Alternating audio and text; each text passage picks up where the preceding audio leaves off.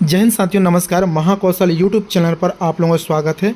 वर्ग 2 के अभ्यर्थियों के कुछ डाउट थे जो कि कल दोस्तों पात्र और अपात्र सूची जारी हुई है। इसमें पात्र अभ्यर्थियों के सामने दोस्तों रिमार्क्स में कुछ लिखा हुआ है और अलॉटेड डिवीज़न।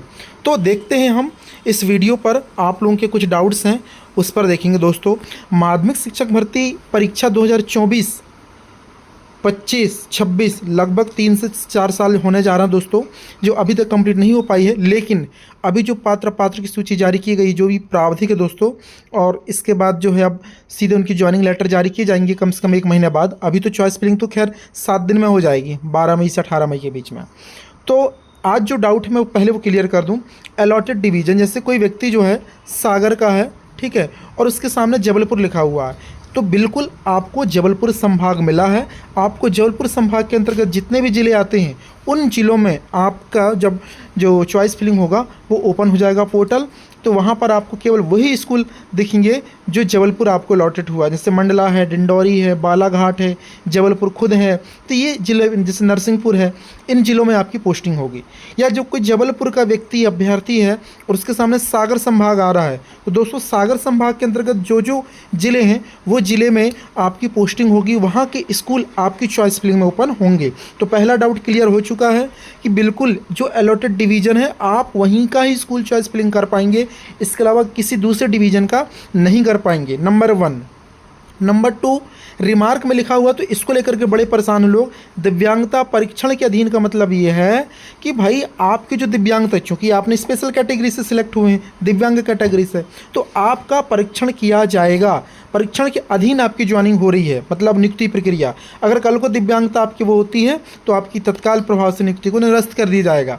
पर कुछ लोगों का दिव्यांगता परीक्षण हो जाने के बाद भी यहाँ पर दिव्यांगता परीक्षण के अधीन लिख करके आ रहा है, तो घबराने की कोई बात नहीं है। आप अभी स्कूल चॉइस फिलिंग प्रक्रिया कीजिए। ज्वाइनिंग होगी तो संभाग स्तरीय आप लोगों का जो भी जिस संभाग में आपका ज्वाइनिंग होगा, तो वहाँ पर एक बार दिव्यांगता परीक्षण ज्वाइनिंग के बाद 15 दिन के भीतर फिर से कराएंगे, तो वहाँ पर आप करवा लीजिएगा, ठीक है।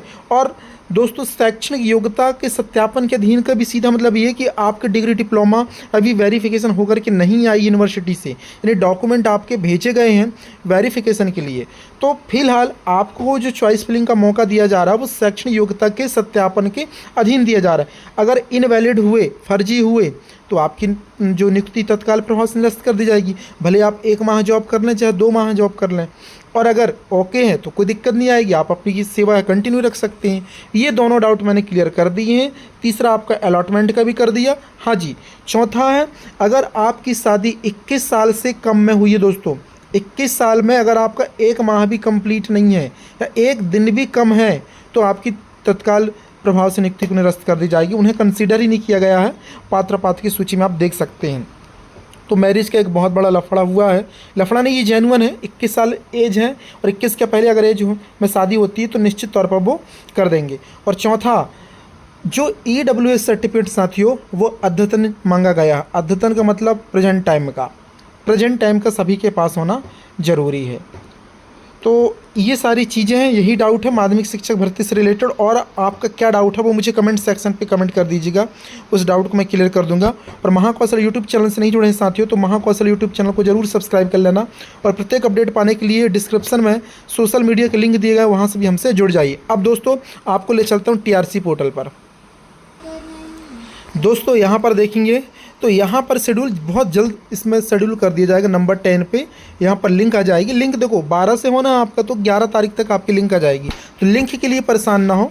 अभी तो आप केवल पात्र की सूची जो डाली गई है वो देख लें, और साला विकल्प के यहाँ पे सूचना, ये भी साला विकल्प चयन की सूचना डाल दें। मतलब 3 लेटेस्ट अपडेट हैं, प्रावधिक पात्र, प्रावधिक अपात्र और साला विकल्प। इसी प्रकार साथियों आपको मैं बता दूं, इसी प्रकार प्राथमिक शिक्षक के सेक्शन में भी है। जैसे अगर आप MPTRC पोर्टल पर जाएंगे तो जैसे माध्यमिक शिक्षक का, वैसे आप जो लोक शिक्षण संचालनालय में प्राथमिक सेक्शन पर जाएँ, क्योंकि प्राथमिक शिक्षक का भी भर्ती चल रहा है इसके साथ ही। तो यहाँ पर खेल गायन वादन वालों का आपको दिख जाएगा। यहाँ पर देखेंगे दोस्तों खेल गायन वादन वालों की पात्र की सूची और ये है अपात्र की सूची। जैसे मैं अपात्र की सूची के बारे में बात करूँ तो देखो यहाँ पर प्राथमिक शिक्षक में क्या क्या है, निर्धारित प्रतिशत के साथ हायर सेकेंडरी परीक्षा उत्तीर्ण नहीं कर पाना, परसेंटेज कम वाले, फिजिकल वाले, है ना, और अतिथि शिक्षक के लिए प्रत्येक सत्र में कम से कम 30 दिवस होना चाहिए, तो कई लोगों के 15 दिन थे, 18 दिन थे, एक वो भी है दोस्तों। ठीक है, मेन कारण ये था। तो कुल 21 लोगों के इन्होंने जो है रिजेक्ट किए हैं खेल शिक्षकों की, क्योंकि अभी गायन वादन वालों को इन्होंने रोक दिया दोस्तों। गायन वादन और नृत्य वालों को, यानी संगीत टीचर और नृत्य टीचर का, इनको अभी रोक दिया। बाद में इनकी प्रोसेस जो है वो आगे बढ़ाएंगे। फिलहाल अभी जो अपडेट है वो आपको मैं अवगत करा दिया। जय हिंद साथियों, मिलते हैं नए अपडेट के साथ एक नए वीडियो में।